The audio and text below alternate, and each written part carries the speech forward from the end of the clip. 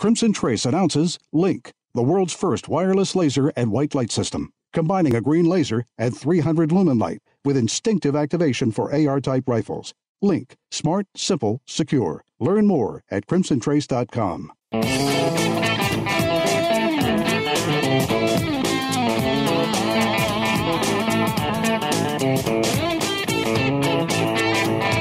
#1 national voice in defense of your Second Amendment rights. Gun Talk, available on iTunes and on the free Gun Dealio smartphone app for Android and iPhone. To be on the air with Tom, call us now, 866-825-5486 or 1-TOM-TALK-GUN. Now, here's Tom. All right, Tom Gresham here, back with you. I guess they call this burying the lead. We're well into the show, and we're at the gun rights policy conference here. And I guess I got to say this. They surprised the heck out of me yesterday at the luncheon. I was emceeing the luncheon. In the middle of it, they're doing the awards banquet, and they gave me a piece of glass there, named me the 2017 Gun Rights Defender of the Year. You could have knocked me over with a feather. It was amazing. But great group, Second Amendment Foundation, the Citizens Committee for the Right to Keep and Bear Arms. I very much appreciate it. Terrific speakers here. I have learned so much, been inspired, frankly. And our next guest is one of the guys that you don't know this, Cody, but I'm sitting here looking at my notes. I was taking notes as you were talking, my friend. Oh, no kidding. Cody Wilson from Defense Distributed. I'm looking at my notes here. Digital manufacturing with quotes around it. Radical idea of universal gun ownership is an event horizon. You're really taking it down. I was writing this stuff down. ITAR, a threat to the future of our culture. Everything must be on the internet.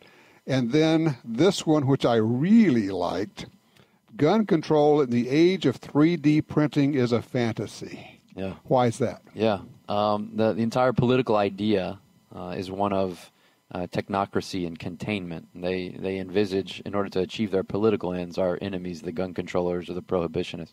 They imagine containing our culture within mechanisms, but they have to build those things technologically.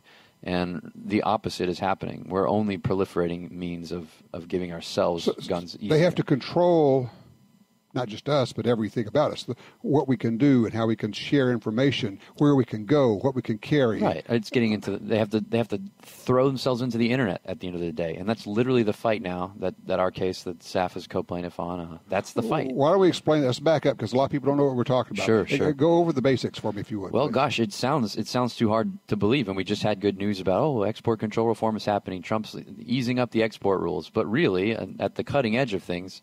The Obama administration used the ITAR, the International Traffic in Arms Regulations, to prevent us from sharing certain data that we just wanted to give away. Information through the internet, just files. Yeah. Basically saying you can't share these files because we say so. Because and you could national security. I love that. Right? National security.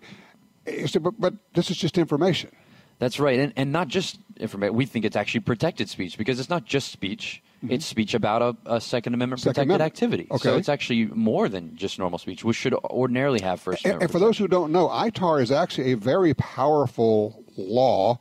I mean, when we deal with people or companies that make optics, they say, well, we can't ship these optics out of the country because Lord knows people in other countries might discover what a rifle scope is. What? Are you insane? But the penalties are severe, are they not? Oh, of course. One violation, and of course they would count like one download with one foreign person to be one violation. One violation could get you 20 years in prison. It can get you a $5 million So that's the kind of thing you've been looking at here. Right. But I was running a file sharing website a few years ago, right, where millions of people would download plans to download guns. And there's lots of websites like this that have been on the internet. Machinists have lots of, you can download blueprints for whatever you want. I mean, there's lots of gun sites out there. It's just blueprints, really. Technically, all of those things are mass offenders of the ITAR, and all of those site operators face decades and hundreds of years in prison. But the Obama administration came after you. I believe this happened because we were successful with our messaging. We successfully messaged a kind of counter narrative of the future. Look, we think the future isn't gun control. The future is a certain liberal of more access to guns than had ever been conceived before. Okay. The internet would basically serve you. You could download guns in the future. As crazy as that sounded, that seems to be a component of the future, and that was our vision. And that they felt they needed to attack that proclamation. Okay, so what did they do? Well, I mean, it comes down to asserting the power. They sent a letter to me. They told me to take my website down, right? I would run a company in Texas. They told me to stop serving those files, which are files I created for the most part. Right. They told me to stop putting them online and to get their approval, request that approval from them to put them up. So request the approval of the government to put files on the Internet. And this is the central deprivation or crime, if you will, on the government's part. It's called a prior restraint of speech. You should not have to ask the government's permission to publish something. It's a First Amendment issue. It's what ended up happening, the case that we developed, and it took a couple of years to finally put it together with the help of Alan Gura and Mr. Gottlieb. We created a First Amendment case. This is about a prior restraint of speech before it's about anything else. Right. Okay. So where are we with this case? We're at the Supreme Court. We've petitioned the Supreme Court on an injunction appeal from the Fifth Circuit.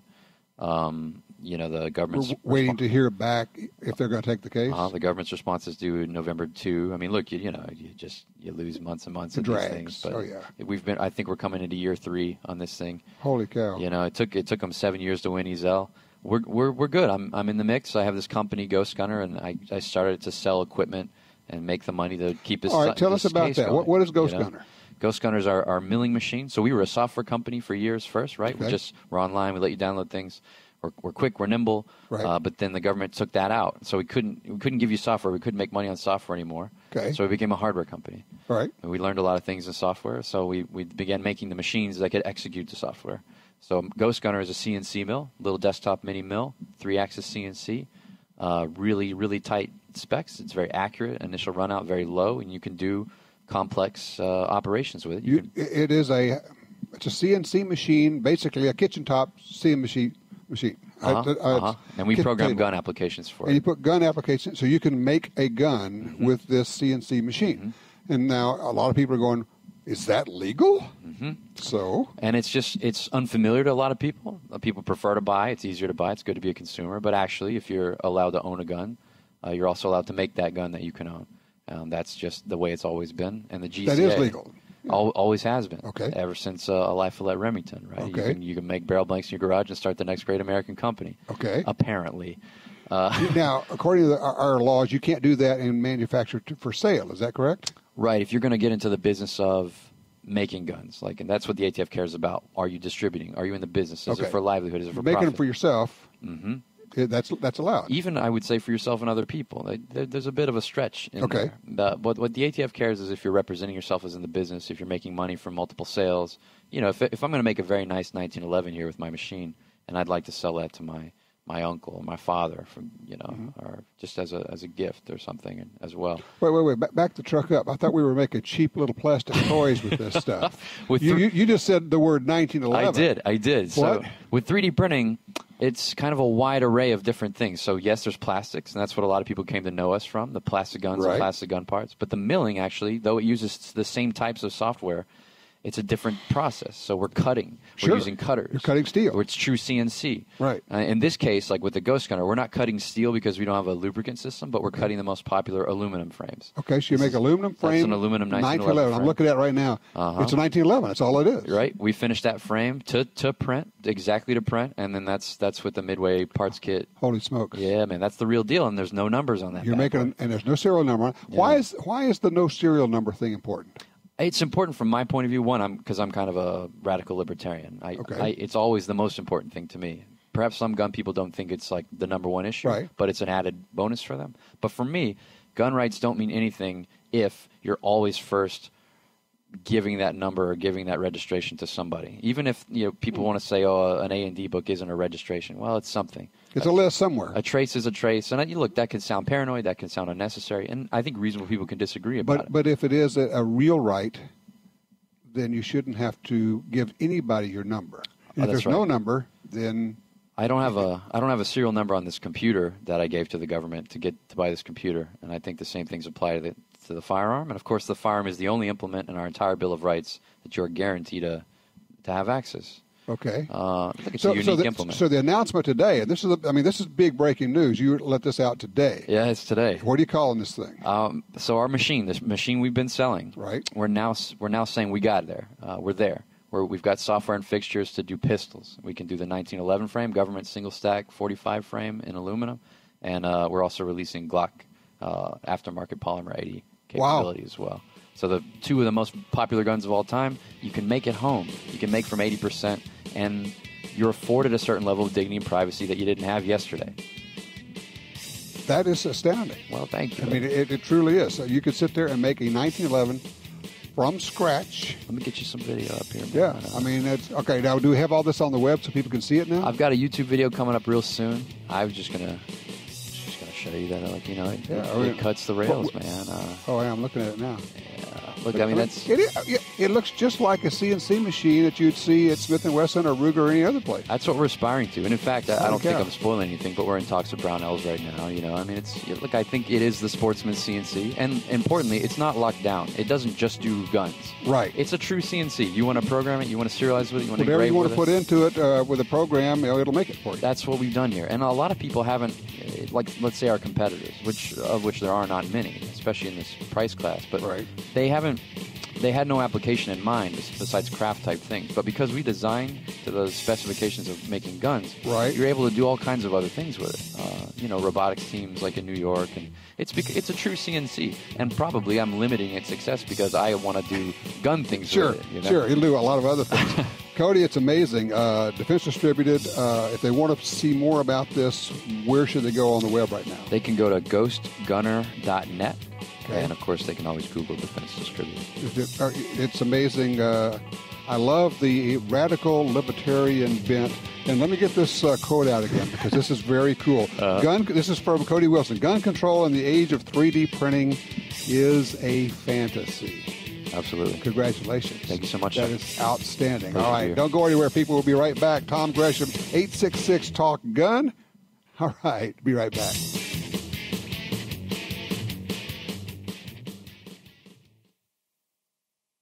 Slim, concealable, and now in .45 Auto. The Smith & Wesson M&P Shield pistol gives you all-day comfort and confidence. Its reliable performance and easy operation make the lightweight, striker-fired M&P 45 Shield pistol the perfect choice for personal protection. Power and performance you need from the brand you trust. The M&P 45 Shield pistol from Smith & Wesson. Go to smith-wesson.com. That's smith-wesson.com.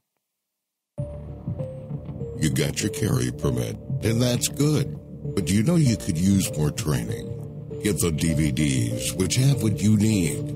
Springfield Armory presents Concealed Carry 1 and Concealed Carry 2 with Batagroup. Learn specific concealed carry skills from Top Gun fighting trainers. Get trained. Be prepared. This really is life and death. ShopGunTalk.com. That's ShopGunTalk.com. Laser sights increase confidence, regardless of experience level. Whether you're learning the fundamentals, a seasoned shooter, or simply overcoming aging eyes, laser sights provide instant feedback, providing immediate confidence and enjoyment for a new shooter. Call 800-442-2406 or visit crimsontrace.com for a free copy of our laser training video, The Laser's Edge, and learn more about why Crimson Trace is making laser sights standard equipment. Hi, this is Tom Gresham from Gun Talk. America is losing critical wildlife habitat at a rate of 1 football field every hour. It's happening on the Louisiana coast, but it's critical to all sportsmen and conservationists. These precious wetlands provide winter habitat for more than 10 million ducks and geese annually, waterfowl that migrate north through dozens of states. Don't shrug it off. Get involved. You can help. Visit vanishingparadise.org. Legends aren't born legendary. They are proven legendary.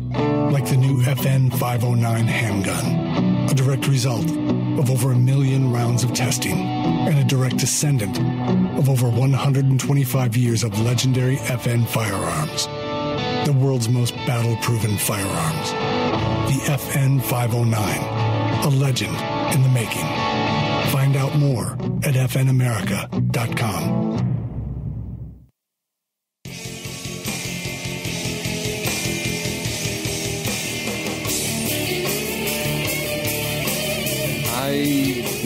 I know. I didn't do it. I had Cody Wilson on here, and he's talked about the CNC machine. It was so cool and everything.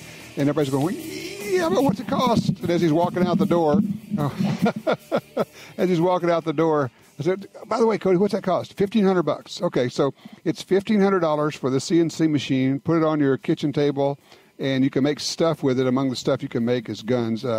Joining me right now is Alan Gottlieb. He is the founder and the executive director of the Second Amendment Foundation, the head of the Citizens Committee for the Right to Keep and Bear Arms, and one of the most recognizable and prominent people in the gun rights business. How you doing? I'm doing great. A little tired right now, but I'm on cloud 9. Well, it's the end of, everybody else thinks it's the end of a day and a half of Gun Rights Policy Conference. For you, it's the end of 6 months of prep for gun rights. Well, actually, it's 12 months of prep for GRPC.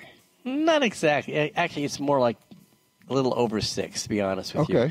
Because we now have so much down pat on how it operates that we really have to start with building attendance, and then we have to start with building the agenda and the speakers. And, of course, like this year we had almost 80 or a little over 80 nuts speakers. How many speakers there were. And so when you're dealing with 80 speakers, it takes a lot of effort, a lot of time to put things together and make it all flow. And then you're halfway through it, and all of a sudden the speaker goes, oh, I can't be there at that time. I got to be there 3 hours later or 3 hours earlier because my plane I couldn't flight. get a flight, and so you're juggling all the time. And so then you're juggling all the time. And so there's a lot of work, but the work doesn't really start until a couple months out. Right. And then it's very time-consuming.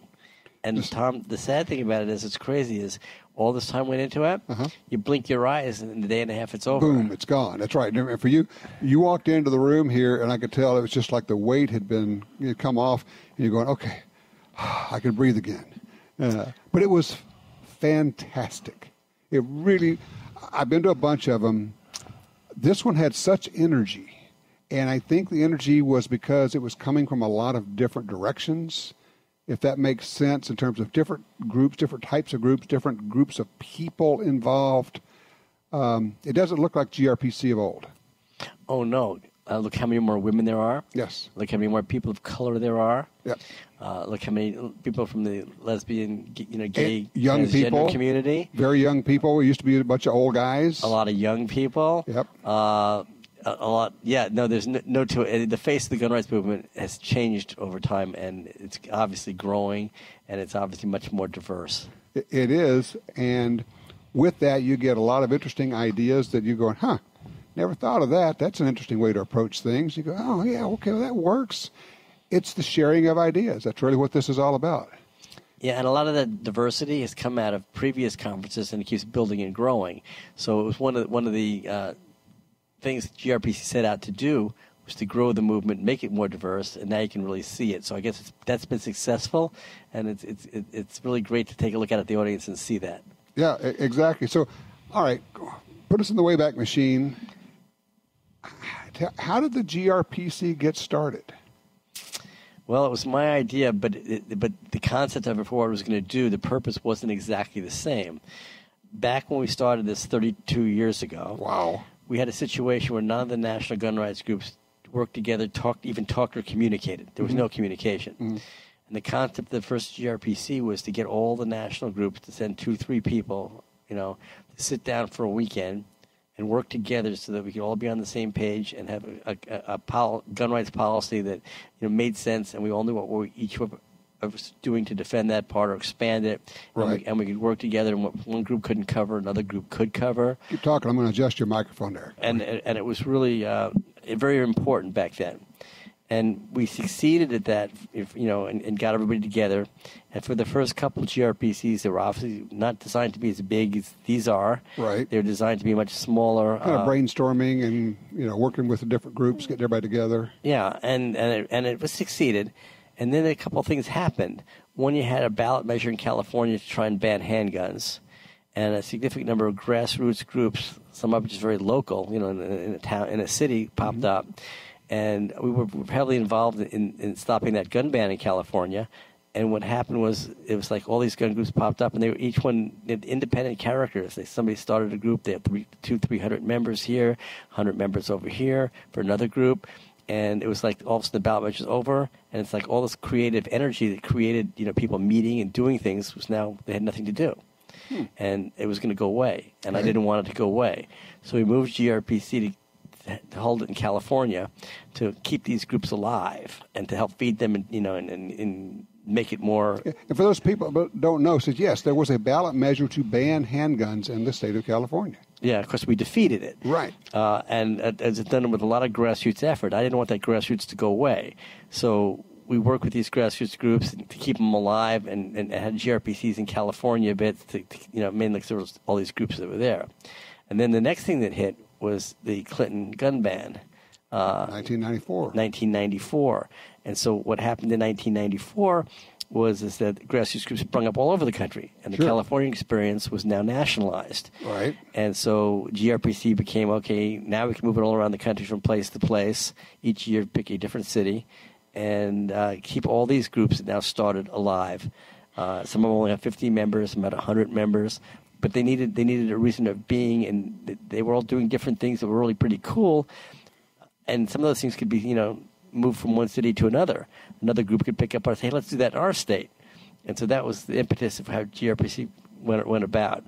Then I guess the fourth phase we've gone through is how to grow and expand the movement, bringing in people that were not traditional players. Okay. And now you're seeing that. You've really seen that at this one. Seeing that, exactly. It's invigorating. I always call it recharging the batteries when you come here. You talk to different people, you get different ideas. You go, okay, this is,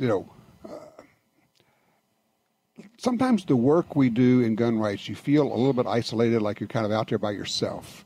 And when you come here, you realize, oh, no, everybody else is doing the same thing, and we're not alone. And I think that's a lot of the value. That's a lot of the value, and it also that's what gives it the energy. Yeah. Because people play off each other, feed off each other, and they walk out of here. I mean, it's a draining experience. We go through an awful lot in a day and a half. Right. But you walk out with your batteries really charged. Yeah. And for those who don't know, GRPC is free to attend, and you come away with like a huge stack of books and all this information and lots of business cards in your pocket and lots of information. Next year it's going to be in Chicago. And I'll tell you when we come back from the break, let me tell you why we're going to be there. Okay, that'll be cool. And we can also tell them about the very cool check that we have. That's pretty neat. I'll give you a hint. It was signed by Rahm Emanuel with a check to the Second Amendment Foundation. Who would have thought, right? 866-TALK-GUN. I'm Tom Gresham. We're at the Gun Rights Policy Conference in Dallas with Alan Gottlieb. We will be right back.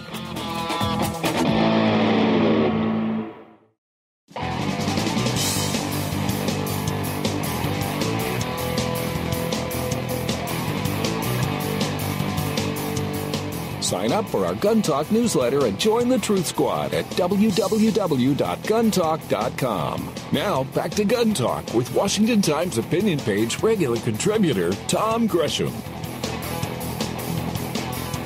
All right, back with you, Tom Gresham. We're at the Gun Rights Policy Conference, or what was the GRPC. It is finished now in Dallas, Texas, and I'm with Alan Gottlieb. And just as we went to the break there, we were kind of teasing that next year, Alan, the GRPC is going to be in Chicago, and you said there's a reason why, and you wanted to tell people. So why are we going to Chicago? Well, it's a couple reasons, I guess, but I could say to start with, the city of Chicago is probably paying for it, and they're paying for it because of a legal judgment we got against the city. In our case, we won against the Mizel versus the city of Chicago, and the city of Chicago just recently turned over a check to us signed by the mayor, Rahm Emanuel, for $595,000. Yeah, I know. I'm sorry. I just have to laugh every time. And you gave us a copy of the check. And I took a picture of it, and I put it out on Twitter. I said, you just got to check out the signature. Rahm Emanuel, a check for almost $600,000 to the Second Amendment Foundation. Yeah, the city of Chicago is our biggest donor, you could say, this year. Not voluntarily, but it's really fueling our legal action program for our lawsuits, which is really, really great in a year when it's been very tough for us to raise funds, quite frankly. Sure. Because many gun owners think that with Trump in the White House and Republicans in control of the House and the Senate, the battle's over. And so right now it's not so nationalized, but the court cases still have to go on. Yep. And the battles in California and New York, New Jersey, Massachusetts, Connecticut, Maryland, they go on. And if the rest of the cars on the track slow down, that's when you need to jam the accelerator and go fast. Right now is when we need to go fast. We can make up some headway. Yeah, it's a time when we can advance our agenda. But, gun owners are a funny bunch. I mean, when their rights are attacked, they're there. Right. But when their rights aren't being attacked, they go back to sleep. They go shooting and go hunting. And yes. the proof that they get involved when their rights are attacked and I talked about it, GRPC, when I talked about where we are in the gun rights movement, was that, Hillary Clinton just wrote this book, What Happened. But if you read what happened, you won't find out what happened. What really happened is she, by calling gun owners deplorables and doubling down on Barack Obama's anti-gun rhetoric and telling everybody she'd make the Supreme Court, in the mold of anti-gun rights, and she was going to replace the missing judge with somebody who would tip the balance of the scale. She made sure that gun owners turned out in record numbers, particularly in states with large gun ownership, like Pennsylvania, Michigan, Wisconsin, 3 states that went from blue to red. That's why they really went from blue to red, and that's why Donald Trump had this giant win in the Electoral College. Thank you, Hillary Clinton and gun grabbers, so to speak, for pushing gun owners to the polls. Well, yesterday I said, look, she had this book that says What Happened. I said, it's 4 words. We kicked her butt. We did, and thank heavens, because if not, we would be in really bad shape today. It is not an exaggeration. I talked to 2 or 3 people here who are very knowledgeable about this. They said, quite simply, we would have lost the Second Amendment. It would be there in words, but with the judges and the justices and everything else, it would have been such a monumental gutting of the meaning of the Second Amendment. So it's huge beyond belief. And speaking of which, judges and justices, yes, we got Gorsuch, but there's a lot of other things going on that are pretty good. Yes, there are. And again, what you just said reiterated when you interviewed on the big screen Alan Gura, and you asked him some of those questions about where we'd be in all these court cases if, in fact, the courts tipped the other way. It was very enlightening. And again, coming back to the current judges, there's now been like less than half a dozen confirmed to the federal courts from nominations that the president has made, but they're all very good people. The Second Amendment Foundation has something we got called the Judicial Accountability Project, where we're vetting all the nominees, and we weren't able, and we have not found anything negative about any one of the nominees so far. There's about another 50 of them that are nominated that are pending, that have been dribbled out, of course, because the anti-gunners and Democrats are trying to do everything they can to slow down the process, but they're going to get confirmed. And what a lot of people don't realize is that with the number of vacancies, Trump has like a record number of vacancies on the courts that when he became president, because the Republicans slowed down and stopped Obama's nominees, and there are a lot of openings. Plus, it just happens to be the way the judiciary is now. There's going to be a significant number of elderly judges retiring and taking senior status. So experts are saying that there's about 38% of all federal judges that Donald Trump could appoint. Holy cow.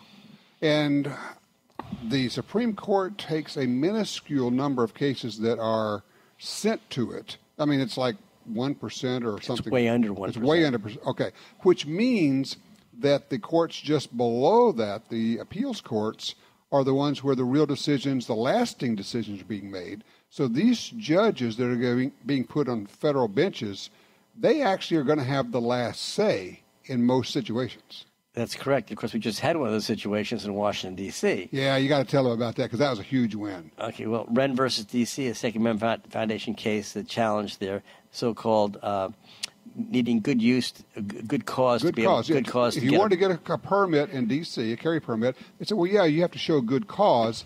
And trust me, almost nothing you can do unless you show up with a knife in your back and the guy coming at you with another knife, you're not going to have good cause. Correct. So, we took out the ban on carry with our Palmer case in D.C., and then they passed another law. We sued with the case known as Wren.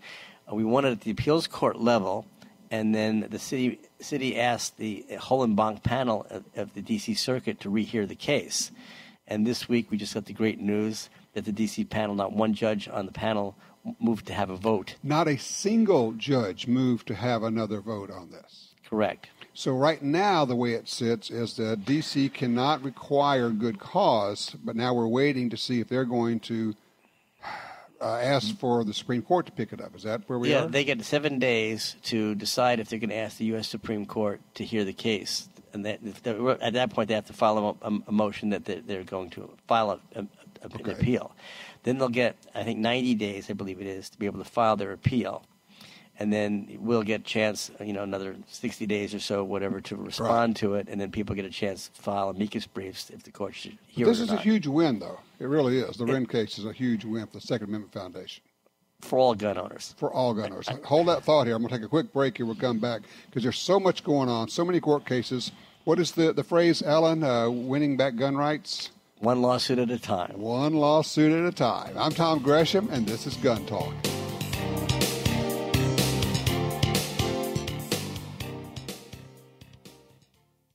Hardcore tactical professionals who put their lives on the line every day depend on Surefire. For decades, Surefire has built the first and finest professional-grade flashlights, weapon-mounted lights, hearing protection, and suppressors. We build the best because lives depend on it, and we know failure is not an option.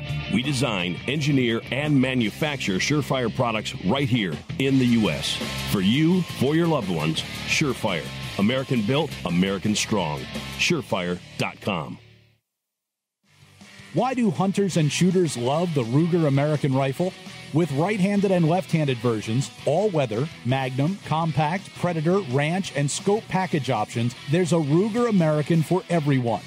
Lightweight with an adjustable trigger and minute of angle accuracy, Ruger American rifles pack in the features.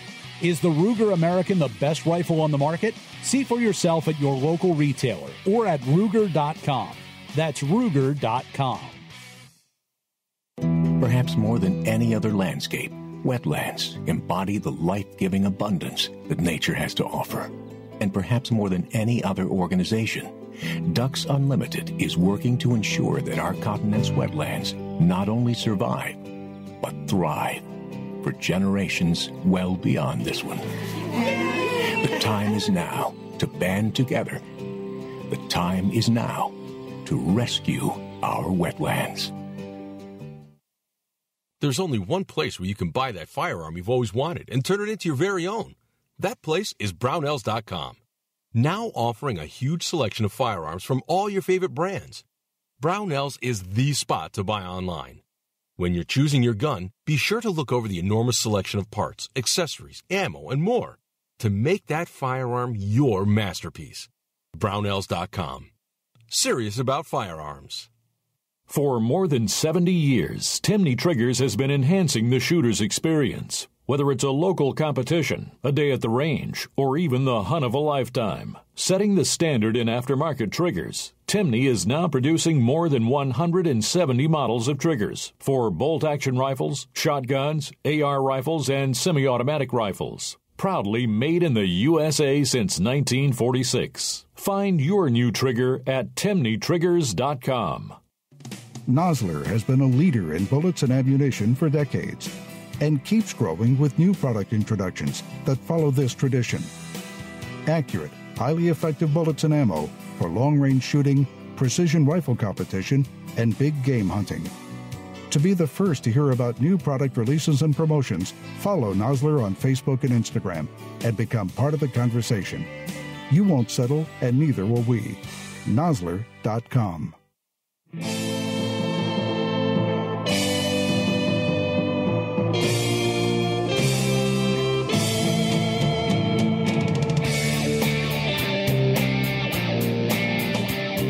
Back with Tom Gresham here with Alan Gottlieb from the Second Amendment Foundation and the Citizens Committee for the Right to Keep and Bear Arms. And Al, I mentioned the phrase, was it winning back gun rights? Yes. One lawsuit at a time. You said you've got another one now. Well, we've increased the slogan a little bit. Okay. The slogan has been winning firearms freedom one lawsuit at a time.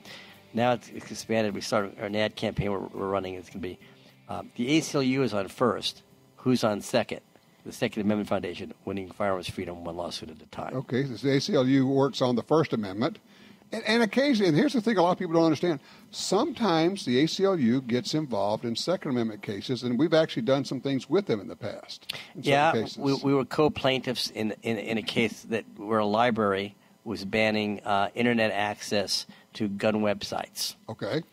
Because it was sort of, they looked at it from the First Amendment point of view, and we looked at it from the Second Amendment point of view. So we actually worked together on that. Right.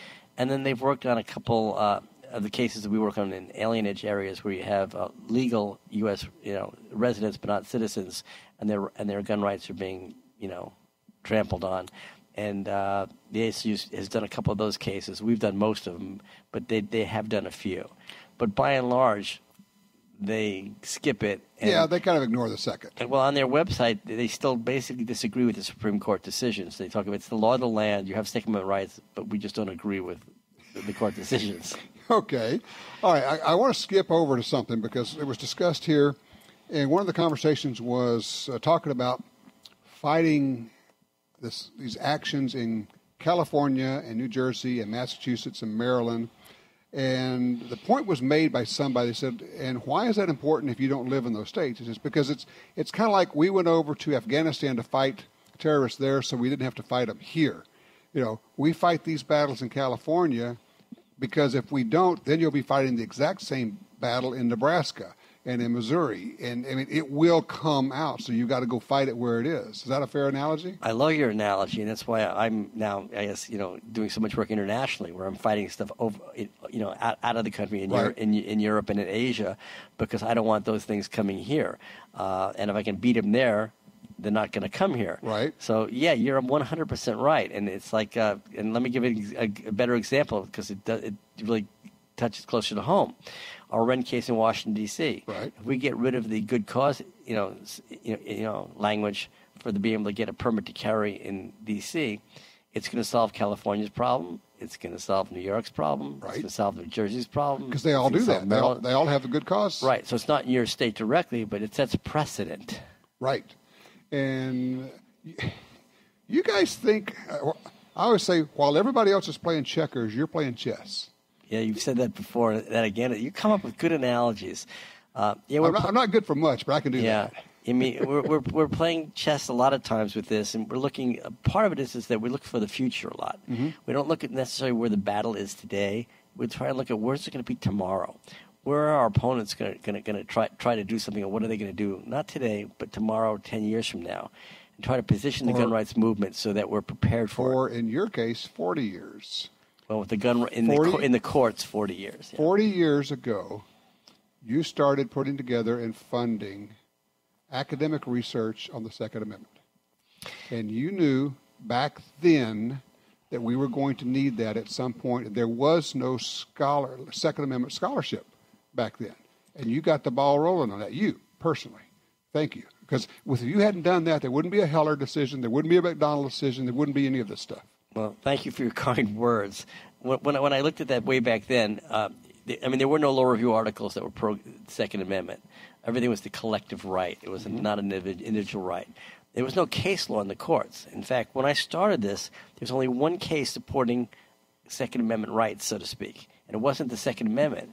It was the state of Oregon's Constitution. In the state of Oregon, an Oregon judge ruled that it wasn't even a gun. It was a knife.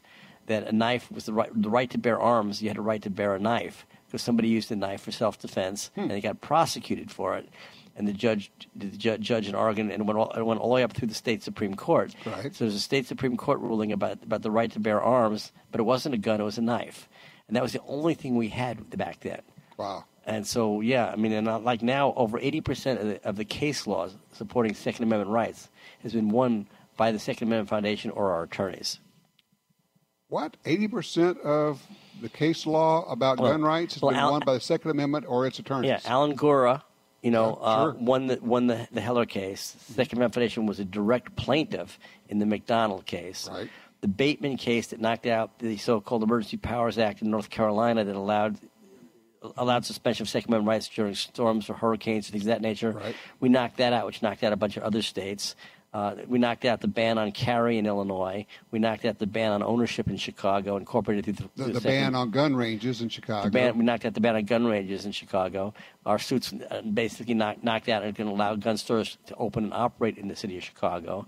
It's like all the case. Everybody who makes an argument.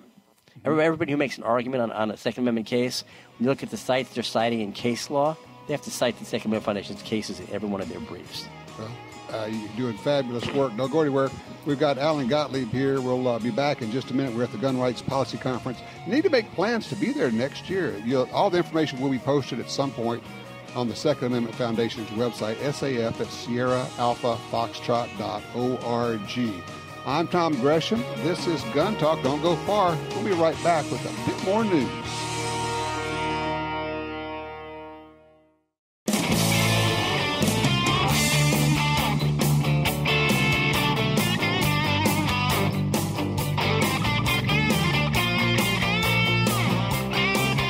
All right, back with you, Tom Gresham. Visiting with Alan Gottlieb, and one of the things that we wanted to point out, Alan, is that everybody's feeling pretty darn good. Trump's in the White House. There's no threats out there, except there's a really big 34 billion pound monster out there, isn't there? Yeah, you're $34 billion, yes. Yeah, $34 billion monsters, exactly. I know, that was what his net worth was a year or two ago, maybe more than that. Talking about Michael Bloomberg, of course. Right, and people don't realize it, but, Michael Bloomberg is spending $25 million this year alone to stop national concealed carry reciprocity. Just that one bill, he is $25 million. Running ads and doing direct mail and stuff in districts of congressmen that he thinks he can pick off. He's also doing this huge disinformation campaign, created this website called The Trace, and they portray themselves as a news organization, and it's starting to get traction where other news organizations, news outlets, are going to this phony outfit for their information on guns, and it's totally anti-gun, but it's a pretty clever outreach thing. Yeah, it's all gun news, and it's all it's all not. I shouldn't say it's all fake, but it's all slanted. But it's all slant. It's all extremely slanted, and it's not aimed so much at the general public as it's aimed at the media to take it and then take these stories and then run with them after we've done them. And he's putting millions of dollars into that.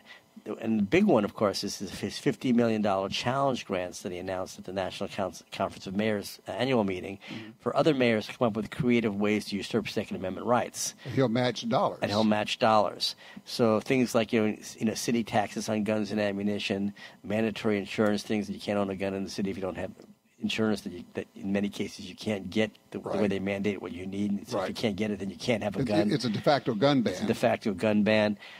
And then he's also got he's just announced spending $1 million in Virginia alone with anti-gun ads attacking politicians in the current election coming up. And the point is, Virginia, we can't just go write $1 million check. We don't have that money. But what we do have is grassroots. We have feet on the ground.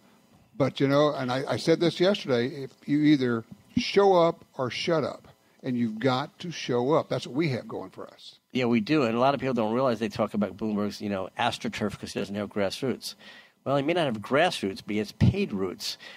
People don't realize it right now, but Bloomberg has more people doing anti-gun stuff on the ground in the states across our country than the NRA and every gun group put together. If you add all our staffs together, he has more people on payroll doing anti-gun activities across America than all of us do. So he's putting people into states. He's putting people who are working in the legislature, who are working the media, having roundtables with the newspapers and TV stations and talking to them. And he's got, army of people going into state by state by state, and it's kind of invisible to a lot of people.